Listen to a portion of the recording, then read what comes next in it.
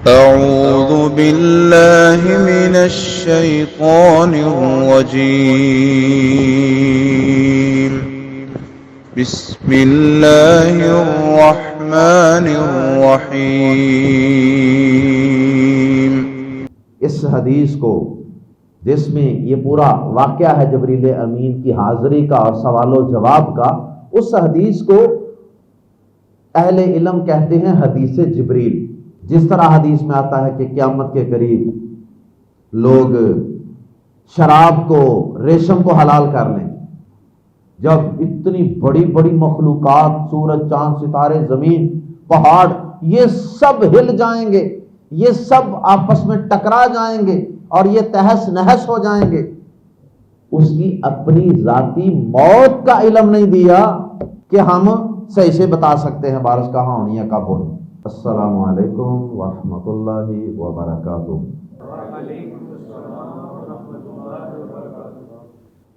سورہ لقمان آیت نمبر 34 اور یہ سورہ لقمان کی آخری آیت مبارکہ ہے۔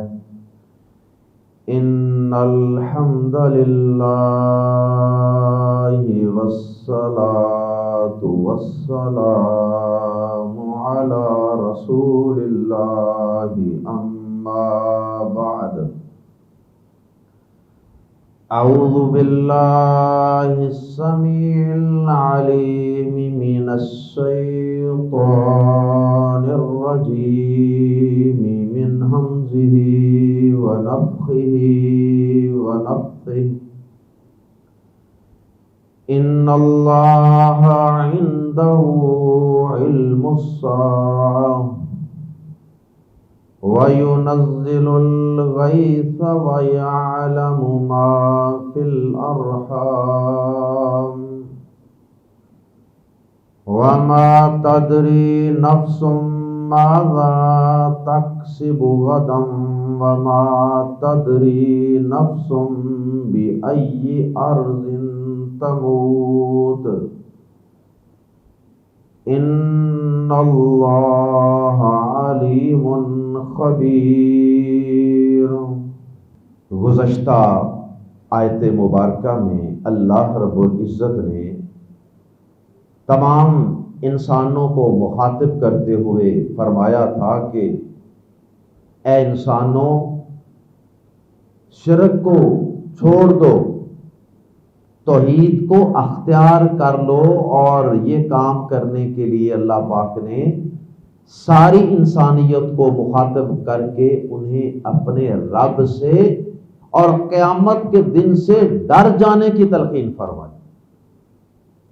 اگر تم تقلید آبا کی وجہ سے، اگر تم خواہشات نفس کی وجہ سے، اور اگر تم شیطان کے بہکاوے اور اس کے وسوسوں میں گرفتار ہو جانے کی وجہ سے، اور اگر تم اپنے معاشرے کی اکثریت کی پیروی میں شرک کو ترک نہیں کرنا چاہتے، اللہ کی توحید کو اختیار نہیں کرنا چاہتے، تو تمہیں اپنے رب کے سامنے پیش ہونے سے اور کل قیامت کے دن کی سختیوں سے اور سخت ترین حالات سے ڈر جانا چاہیے۔ اب جب دعوت دی گئی قیامت کے دن سے ڈرنے کی، جب ترغیب دی گئی فکر آخرت کی، تو پھر ذہن میں سوال تو پیدا ہوتا ہے نا، اور اکثر کافروں کے ذہنوں میں یہ سوال پیدا ہوتا تھا کہ اچھا، اگر ہمیں قیامت سے ڈرنا ہے، اگر ہمیں قیامت کے دن کی تیاری کرنی ہے، تو پھر وہ قیامت کا دن ہے کب؟ اس کا سال، وقت، مہینہ، دن کون سا ہے؟ اور یہی وجہ ہے کہ کفار اکثر نبی پاک صلی اللہ علیہ وسلم سے یہ سوال کیا کرتے تھے کہ ذرا بتائیے تو صحیح، وہ قیامت ہے کب؟ اللہ اکبر۔ بسم اللہ الرحمن الرحیم، 30واں پارہ، آغاز، سورہ نبا۔ اما یتساءلون، اما یتساءلون، وہ کس چیز کے بارے میں سوال کر رہے ہیں؟ تو وہاں بھی قیامت ہی کا ذکر. تو اللہ پاک نے اس آخری آیت مبارکہ میں ایسے سوال کرنے والے کافروں کو یہ بتا دیا کہ قیامت کی تاریخ، دن، وقت معلوم کرنے والوں، اس کا سوال کرنے والوں، کائنات کے رب نے اس کا علم اپنے سوا کسی کو دیا ہی نہیں ہے. کسی پیغمبر، ولی، کسی صحابی، امام کے پاس بھی اس کا علم نہیں ہے. پیارے نبی جناب محمد الرسول اللہ صلی اللہ علیہ وسلم کے پاس ایک دفعہ جبریل امین تشریف لائے تھے نا مدینہ منورہ میں، مسجد نبوی میں، اور وہ انسانی شکل میں حاضر ہوئے تھے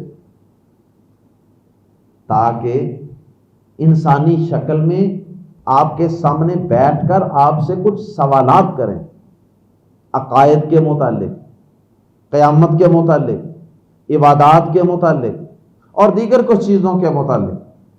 کیونکہ صحابہ کرام اکثر جھجکتے تھے، جھجک محسوس کرتے تھے، ہیزیٹیٹ کرتے تھے کہ نبی پاک صلی اللہ علیہ وسلم کا ایک مقام اور مرتبہ تھا ان کی نظر میں، اس وجہ سے اکثر سوالات نہیں کرتے. کبھی کبھی سوال کر لیا یا کسی نے کر لیا اور اکثر خاموش رہتے. تو اللہ پاک نے جبریل امین کو انسانی شکل میں بھیجا کہ جائیے اور آپ جا کر سوال کیجئے اور نبی پاک صلی اللہ علیہ وسلم سے ان سوالوں کے جواب لے کر آپ کے صحابہ کی تربیت کیجئے. اس حدیث کو، جس میں یہ پورا واقعہ ہے جبریل امین کی حاضری کا اور سوال و جواب کا، اس حدیث کو اہل علم کہتے ہیں حدیث جبریل، یعنی وہ حدیث جس میں جبریل کے آنے کا ذکر ہے. تو بہرحال یہ حدیث حدیث جبریل کے نام سے مشہور و معروف ہے اہل علم میں. تو اس حدیث میں جبریل امین نے جہاں دیگر سوالات پوچھے تھے نا، وہاں ایک سوال یہ بھی پوچھا تھا کہ متی الساعہ، قیامت کب قائم ہوگی. اور یقیناً اس سوال کا مقصد بھی صحابہ کرام کی، سب سے پہلے صحابہ کی تربیت، اس کے بعد ان کی وساطت سے دوسرے لوگوں کو، کفار کو بھی بتانا مقصود تھا کہ جس قیامت کا تم بار بار سوال کرتے ہو نا مسلمانوں سے، اس قیامت کا ہمارے نبی کو بھی علم نہیں ہے. ہم نے اپنے نبی کو بھی اس کے بارے میں نہیں بتایا کہ وہ کب قائم ہوگی. ہاں، ہم نے اپنے نبی کو اس قیامت کی کچھ علامات اور نشانیاں بتا دی ہیں، اور کچھ نشانیاں ہیں چھوٹی، علامات صغرا کہتے ہیں، علامات صغرا، چھوٹی نشانیاں، اور کچھ ہیں علامات کبرا، بڑی نشانیاں. چھوٹی نشانیاں جس طرح حدیث میں آتا ہے کہ قیامت کے قریب لوگ شراب کو، ریشم کو حلال کر لیں. تو یہ اس طرح کی جو نشانیاں ہیں نا کہ قیامت کے قریب یہ ہوگا، لوگ یہ کریں گے، اس طرح ہوگا، ان کو کہتے ہیں علامات صغرا، چھوٹی نشانی. اور کچھ نشانیاں ہیں جو بہت بڑی بڑی نشانیاں ہوں، جیسے سورج کا مغرب سے طلوع ہونا، جیسے زمین سے ایک عجیب و غریب جانور کا نمودار ہونا. تو اس طرح کی جو نشانیاں ہیں انہیں کہتے ہیں علامات کبرا.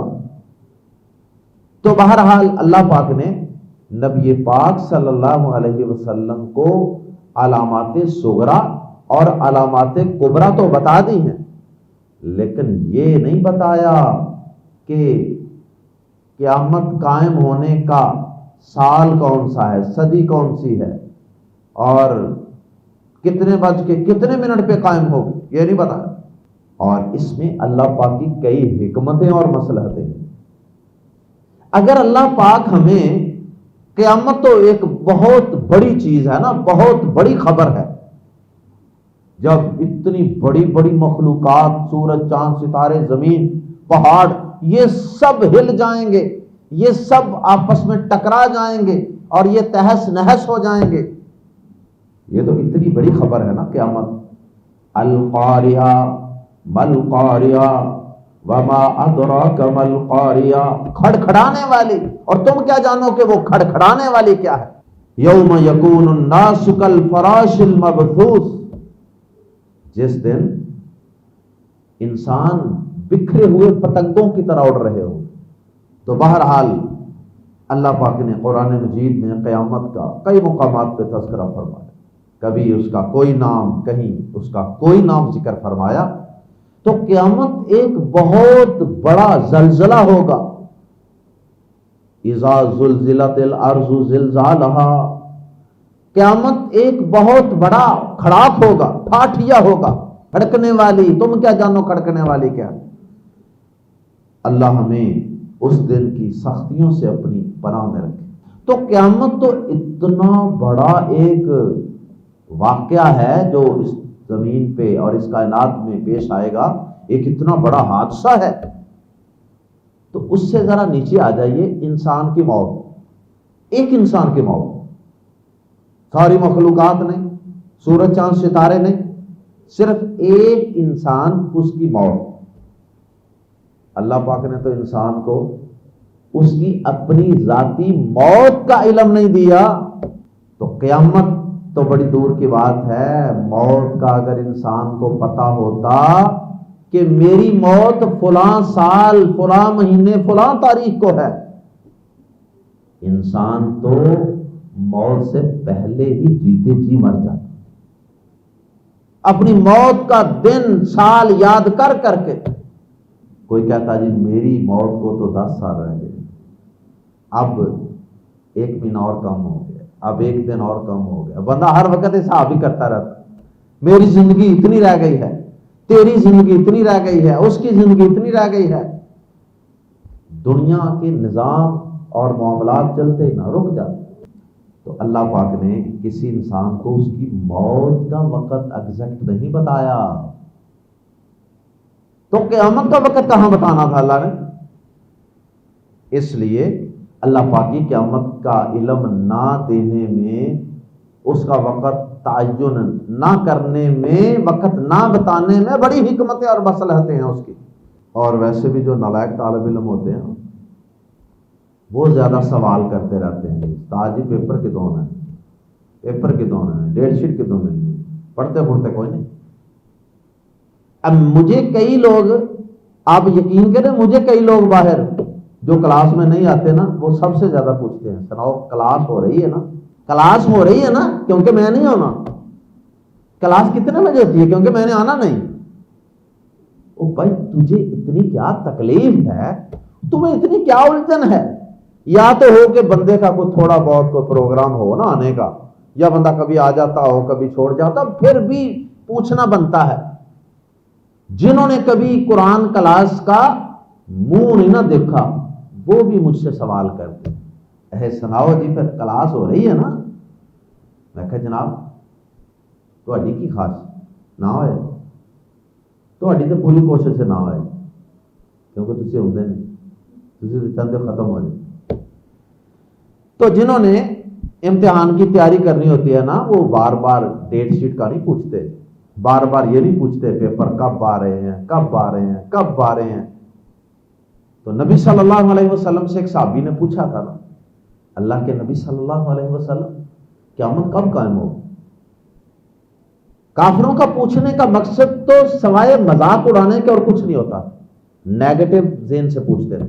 لیکن صحابہ کرام میں سے اگر کبھی کسی نے پوچھا تو انہوں نے مثبت ذہن سے پوچھا کہ قیامت کے بارے میں ہمیں کچھ معلومات نہیں. اگرچہ بہت زیادہ سوال یہ نبی پاک صلی اللہ علیہ وسلم سے صحابہ نے نہیں پوچھا. ایک صحابی نے ایک دفعہ پوچھا تو آپ نے کہا، سوال کا جواب دینے کی بجائے آپ نے اس کے سوال کا رخ موڑ دیا دوسری طرف. فرمایا بتا قیامت کا سوال کرنے والے، بتا تو نے قیامت کے لیے تیاری کیا کی؟ تو اپنی تیاری پہ نظر رکھ، تیاری پہ غور کر، تیاری کتنی کی ہے. تو اللہ پاک نے اس آیت مبارکہ میں یہ بتا دیا کہ میں نے قیامت کا علم تو اپنے سب سے قریبی بندوں، منتخب بندوں اور نبیوں برگزیدہ رسولوں کو بھی نہیں دیا۔ اور صحیح بخاری کی حدیث جبریل امین والی حدیث جبریل میں آپ کے سامنے عرض کر رہا تھا کہ اس میں یہ الفاظ ہیں کہ جبریل امین نے صحابہ کی تربیت کے لیے اللہ کے حکم سے یہ سوال اوپر سے وہ لے کے آئے تھے نا کہ کون کون سے سوال پوچھنے، اللہ پاک سے لے کے آئے، تو یہ سوال بھی انہوں نے کیا کہ متی الساعہ، قیامت کب قائم ہوگی۔ پیارے نبی صلی اللہ علیہ وسلم نے اس کا جواب کیا دیا تھا؟ ہر سوال کا، باقی سارے سوالوں کے جواب دیے تھے آپ، جب اس سوال کی باری آئی تو پیارے نبی سارے انسانوں سے، سارے نبیوں سے افضل جناب محمد الرسول اللہ صلی اللہ علیہ وسلم نے فرمایا مل مسئول عنہا بأعلم من السائل۔ آپ نے فرمایا کہ جس سے پوچھا جا رہا ہے وہ پوچھنے والے سے زیادہ نہیں جانتا، جس سے پوچھا جا رہا ہے وہ پوچھنے والے سے زیادہ نہیں جانتا۔ بس یہ جواب ہے، اس میں سوال کا جواب تو کوئی نہیں نا ہے، یعنی مطلب یہ ہے کہ قیامت کا وقت تو آپ نے کوئی نہیں بتایا، سوال تو یہ تھا قیامت کب ہے، تو آپ کیا کہہ رہے ہیں؟ جس سے پوچھا جا رہا ہے وہ پوچھنے والے سے زیادہ نہیں جانتا۔ کیا مطلب؟ کیا جبریل امین تو پوچھ رہا ہے نا، تو بھی نہیں جانتا، اور مجھ سے پوچھ رہا ہے میں بھی نہیں جانتا، جتنا علم تیرے پاس ہے اتنا ہی میرے پاس ہے۔ اللہ اکبر۔ اور اگر جبریل امین کو علم ہوتا، نبی صلی اللہ علیہ وسلم کو بھی علم ہوتا، تو یہ کس طرح ممکن تھا کہ جبریل امین آئے ہی؟ اسی حدیث کے اندر یہ الفاظ ہیں کہ جب جبریل امین چلے گئے، نبی صلی اللہ علیہ وسلم نے صحابہ سے کہا تھا کہ یہ جاء جبریل، یہ جبریل امین آئے تھے تمہیں تمہارا دین سکھانے کے لیے۔ اگر واقعی دونوں کو علم ہوتا، بعض لوگوں نے کھینچاتا نکال کے نا یہ مفہوم نکالنے کی کوشش، اس کا مطلب ہے جبریل امین کو بھی علم تھا، نبی پاک کو بھی علم تھا، نعوذ باللہ من ذالک۔ تو اگر دونوں کو علم تھا تو پھر صحابہ کو کی تربیت کرنے آئے تھے نا وہ۔ اس سوال کرنے سے اور آپ کے جواب دینے سے صحابہ کو کچھ حاصل ہوا؟ انہیں تو دین سکھانے آئے تھے، انہیں تو عقیدہ پڑھانے آئے تھے، انہیں تو پتہ ہی کچھ نہ چلا، وہ آپس میں ایک دوسرے سے بات کر لی کہ تمہیں بھی پتہ مجھے بھی پتہ۔ تو باقی بھی جتنے سوال تھے ان کا علم جبریل امین کو بھی تھا، نبی پاک صلی اللہ علیہ وسلم کو بھی تھا، ان کے جواب تو بتائے گئے ہیں، اس سوال کا جواب دیے کیوں نہیں گیا؟ اللہ اکبر۔ تو مطلب یہ ہے کہ انہیں علم نہیں تھا۔ اور پھر اس کی مزید دلیل، یہ کسی عالم کا جواب نہیں ہے، یہ ٹکوسلا مارنے والے جو لوگ ہیں یہ ان کا جواب میں نے دیا، وہ کہتے ہیں کہ دونوں کو علم ہے۔ ایک تو امام بخاری نے دیکھیں اس حدیث کے اوپر باب کیا قائم کیا، انہوں نے اس حدیث سے مسئلہ کیا نکالا، دوسرا اسی حدیث کے اندر جواب۔ پیارے نبی صلی اللہ علیہ وسلم نے پھر یہ کہنے کے بعد کہ جس سے پوچھا گیا وہ پوچھنے والے سے زیادہ نہیں جانتا، اس کے بعد پھر آپ نے یہ بھی فرمایا کہ یہ جو سوال تو نے پوچھا نا قیامت کا علم، فی خمس لا یعلمہن الا اللہ، یہ ان 5 چیزوں میں سے ہے جنہیں اللہ کے سوا کوئی نہیں جانتا۔ آپ نے بالکل کلیئر کر دیا کہ یہ قیامت کا علم ان 5 چیزوں میں سے ہے جنہیں اللہ کے سوا کوئی نہیں جانتا۔ مزید آگے دلیل، پھر آپ نے قرآن مجید کی یہی آیت مبارکہ پڑھی جس کی ہم آج تفسیر پڑھ رہے ہیں۔ یہ پیارے نبی صلی اللہ علیہ وسلم نے باقاعدہ آیت کی تلاوت کر کے بھی جبریل امین کو جواب دیا۔ آپ نے کیا پڑھا؟ آپ نے پڑھا ان اللہ عندہ علم الساعہ وینزل الغیث ویعلم ما فی الارحام، یہ آیت آپ نے پڑھی۔ آئیے آیت مبارکہ کا ترجمہ پڑھتے ہیں اور پھر اس کے بعد اس کے حوالے سے کچھ مزید باتوں کا تذکرہ بھی کرتے ہیں۔ ان اللہ، بے شک اللہ، عندہ، اسی کے پاس، عندہ کو شروع میں لانے سے اس میں ہی کا معنی پیدا ہو گیا، عندہ اسی کے پاس، علم الساعہ، علم ہے قیامت کا، قیامت کا علم۔ ان اللہ عندہ علم الساعہ، بے شک اللہ اسی کے پاس ہے قیامت کا علم۔ عندہ اگر جملے کے آخر میں ہوتا نا پھر اس میں ہی کا معنی پیدا نہیں ہونا، عندہ کو شروع میں لا کے علم الساعہ سے پہلے اس میں ہی کا معنی پیدا کر گیا۔ اس میں ہی کا معنی پیدا کر دیا گیا، عندہ، اسی کے پاس، علم الساعہ، قیامت کا علم ہے۔ حسر کا معنی، ہی کا معنی، جس کا مطلب یہ ہے کہ اللہ کے پاس علم تو ہے، کسی اور کے پاس نہیں ہے، صرف اور صرف اللہ کے پاس ہے علم۔ وَيُنَزِّلُ الْغَيْثَ، اور وہ نازل کرتا ہے بارش، اور وہ بارش برساتا ہے، غیث بارش۔ وَيَعْلَمُ، اور وہ جانتا ہے، ما، جو کچھ، فی الارحام، ماؤں کے پیٹوں میں، جو کچھ رحم مادر میں ہے اس کو بھی وہ جانتا ہے۔ کتنی چیزیں ہو گئی؟ 3۔ قیامت کا علم صرف اسی کے پاس۔ نمبر 2، اور وہ بارش برساتا ہے۔ نمبر 3، اور وہ جانتا ہے جو کچھ ماؤں کے پیٹوں میں ہے۔ نمبر 4، وما تدری، اور نہیں جانتا، ادراک ہوتا ہے نا، علم، جاننا، وما تدری، اور نہیں جانتا۔ یہ یدری مذکر کا صیغہ ہوتا ہے، تدری مؤنث کا۔ مؤنث کا صیغہ اس لیے استعمال ہوا کہ آگے نفس مؤنث ہے۔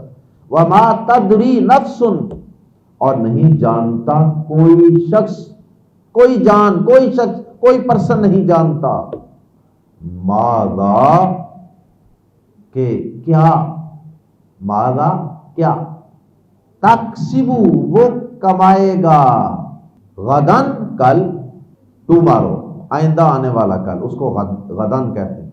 یہ ہو گئی 4 باتیں۔ چوتھی چیز، وما تدری نفس ماذا تکسب غدا، اور کوئی شخص نہیں جانتا کہ وہ کل کیا کمائی کرے گا۔ وما تدری، 5ویں اور آخری چیز، وما تدری نفس، اور کوئی شخص نہیں جانتا، بی، میں، ای، کون سی، ارض، زمین، تموت، وہ مرے گا۔ یہاں بھی یموت کی بجائے تموت مؤنث کا صیغہ، تا والا، کیونکہ نفس ان کی بات ہو رہی ہے۔ اور کوئی شخص نہیں جانتا کہ وہ کس زمین میں مرے گا، اسے موت کہاں آئے گی، کسی شخص کو علم نہیں۔ یہ ہو گئی 5 چیزیں۔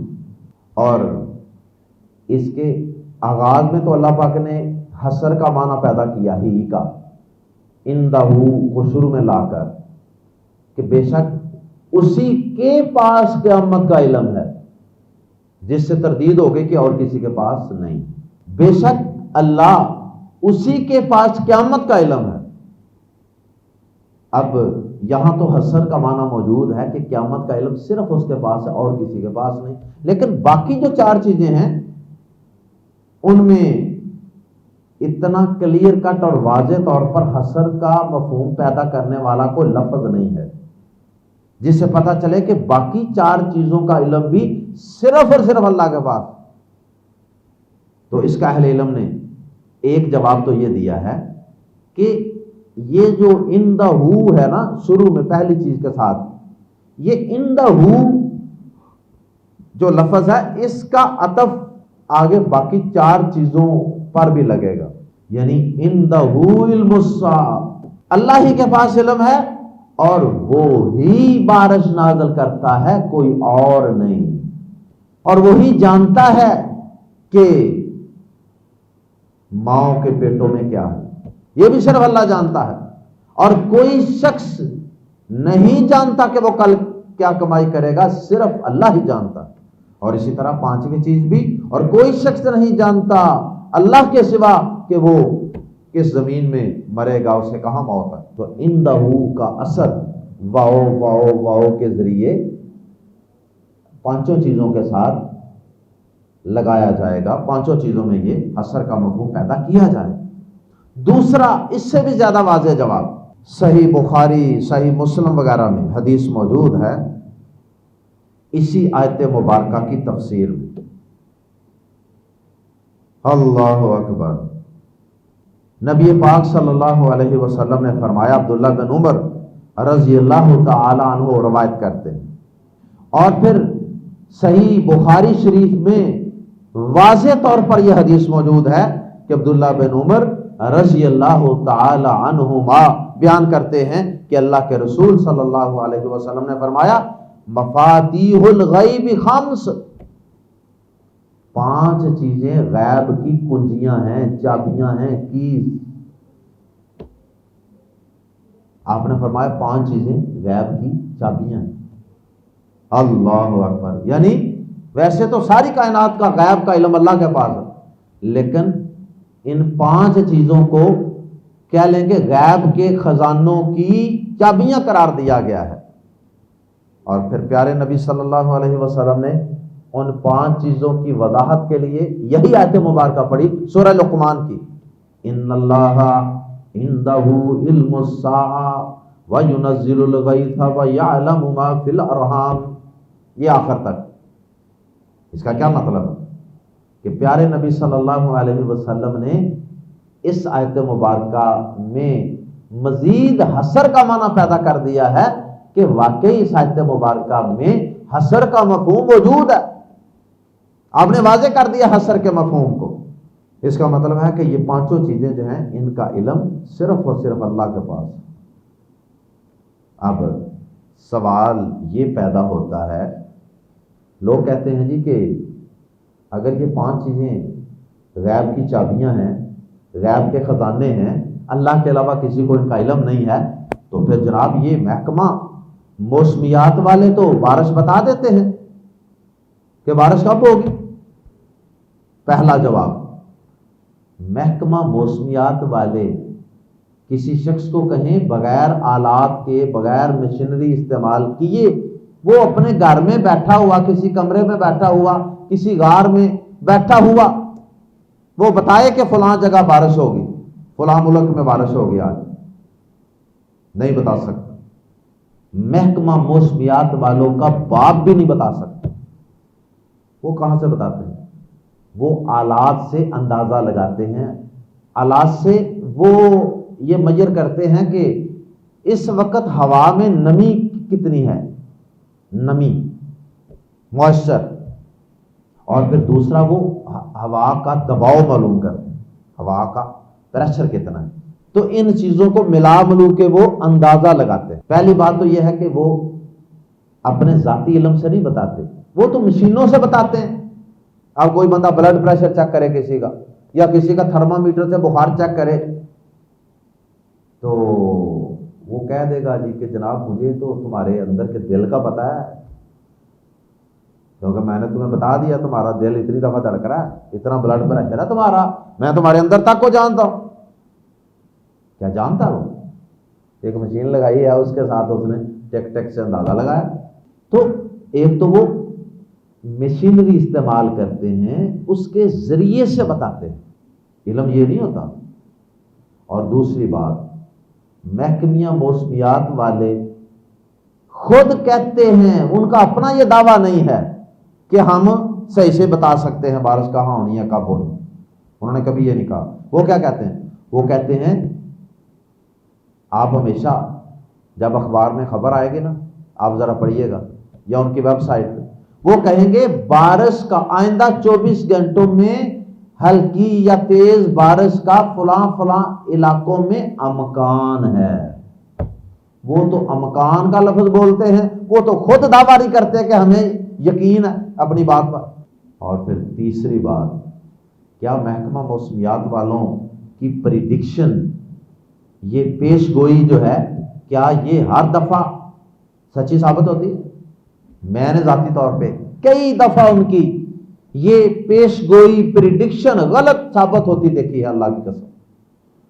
میں نے کئی دفعہ کئی دوستوں کو بھی بتایا، دیکھو یہ محکمہ موسمیات کی پیشین گوئی تھی کہ بارش ہوگی، اور وہ دیکھیں سورج چمک رہا ہے، اللہ پاک اپنے رنگ دکھا رہا ہے، اپنی قدرت دکھا رہا ہے۔ بعض لوگ یہ بھی کہتے ہیں جی یہ جو اللہ پاک نے کہا نا کہ جی رحم مادر میں کیا ہے اس کو بھی وہی جانتا ہے، تو وہ کہتے ہیں لو جی الٹرا ساؤنڈ کے ذریعے آج کل تو سارا کچھ پتا ہے۔ اس کا بھی یہ جواب ہے۔ پہلی بات، الٹرا ساؤنڈ کرنے والے الٹرا ساؤنڈ مشین کے ذریعے دیکھتے ہیں، اندازہ لگاتے ہیں کہ اس کے ہاں بیٹا ہوگا کہ بیٹی ہوگی، زبانی بتائیں۔ اگر علم ہے تو زبانی بتائیں نا، بغیر مشینوں کے۔ پہلی بات، چلو جی مشینیں بھی استعمال کر لیں، کیا مشینیں استعمال کر کے جو ان کا اندازہ ہوتا ہے وہ 100% صحیح ہوتا ہے؟ 100% صحیح نہیں ہوتا۔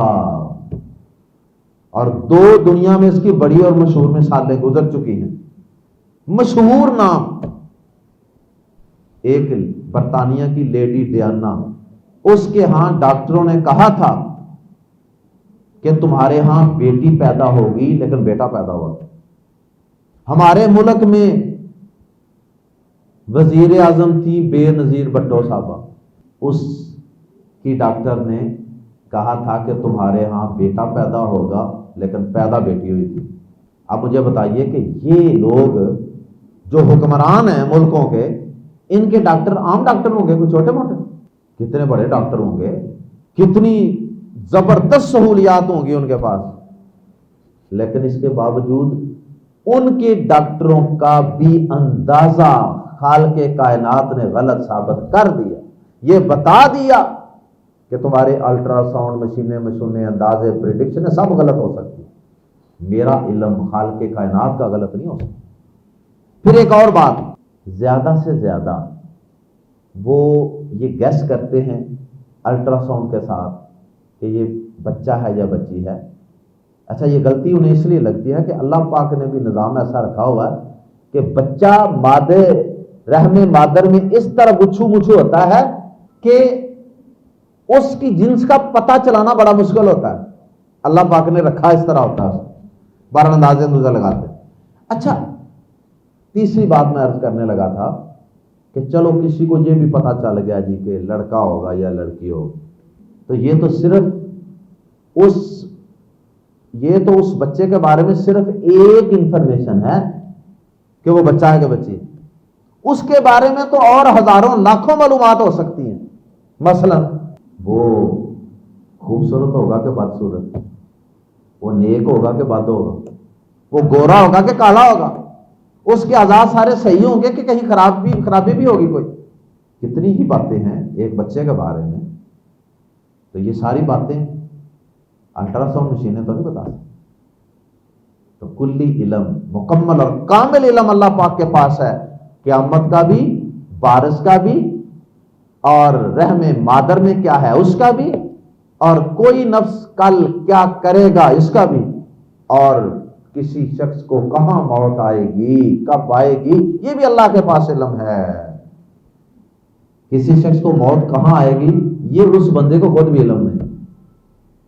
سنن ابن ماجہ میں ایک حدیث ہے کہ پیارے نبی صلی اللہ علیہ وسلم فرماتے ہیں، علامہ البانی رحمہ اللہ نے اس کو صحیح کہا، کہ جب تمہیں سے کسی شخص کی موت کا کسی زمین میں وقت طے ہوتا ہے نا کہ فلاں زمین میں اس کو موت آئے گی، اللہ نے طے کیا ہوتا ہے، تو نبی صلی اللہ علیہ وسلم فرماتے ہیں کہ کوئی ضرورت، کوئی حاجت اسے کھینچ کر وہاں لے جاتی ہے، وہ چھلانگ مار کے وہاں پہنچ جاتا ہے.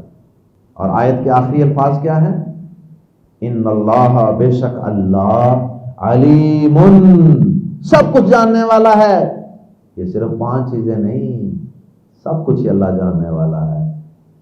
اور خبیر، پوری خبر رکھنے والا ہے کائنات کی، ایک ایک چیز کی، ایک ایک ذرے کی اور ایک ایک مخلوق کی. اللہ کے علاوہ کسی کا علم کامل نہیں ہو سکتا. اللہ کے علاوہ سب کا علم ناقص ہے، نامکمل ہے. کامل علم صرف اللہ کے پاس ہے.